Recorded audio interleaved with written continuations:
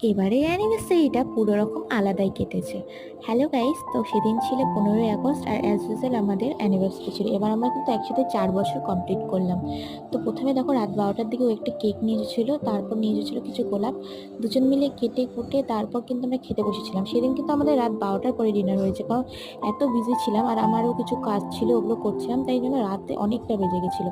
আর ও এসেছিলো দেরি করে এই সবের জন্য। তারপর দেখো ও কী কী নিয়ে এসেছিলো, মাটন কষা আর নিয়েছিল মিক্সড ফ্রাইড রাইসটা। আর আমার কিন্তু এটা কিন্তু ভাতের মধ্যে নিয়ে নিয়েছি, তাই আমি কিন্তু ওরকম অল্প অল্প দেখাচ্ছে। আর মাটনটা ডিলাইটের মানে ওকে ওকে বানায় আর কি। কিন্তু ফ্রাইড রাইসটা ছিল দারুণ। মাটনটা নরম ছিল, কিন্তু মাটনটা দিয়ে আমার নানটা বেশি ভালো লেগেছে। তো রাত্রিবেলা এসব হাবিজাবি খেয়েছি, ভাবো তাহলে। তারপর এসব খেয়ে দিয়ে আমি একটু রিভিউ দেবো। আর তোমরা কে কে ডিলাইটের এইসব নান টান ট্রাই করেছো আমাকে অবশ্যই জানিও। আর ভিডিওটা কেমন লাগলো অবশ্যই জানাবে। দেখো আমি এখানে খাচ্ছি আর বলছি দারুণ দারুণ দারুণ দারুণ। তোমাদের ভিডিওটা কেমন